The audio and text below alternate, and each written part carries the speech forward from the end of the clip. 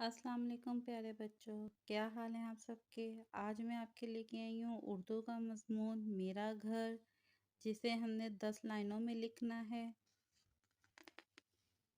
मेरा घर। घर एक जन्नत है। मेरा घर लाहौर में है। मेरा घर स्कूल के करीब है। मेरे घर के पास एक छोटा सा बाग है।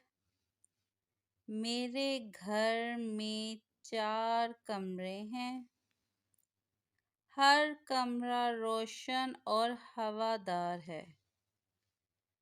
मेरे घर में एक बड़ा सहन है, जिसमें हम सब बहन भाई खेलते हैं।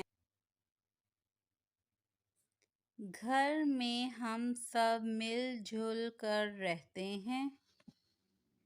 मेरा घर बहुत खूबसूरत है। मुझे अपने घर से बहुत प्यार है। उम्मीद करती हूँ आपको ये ऐसे बहुत आसान और अच्छा लगा होगा।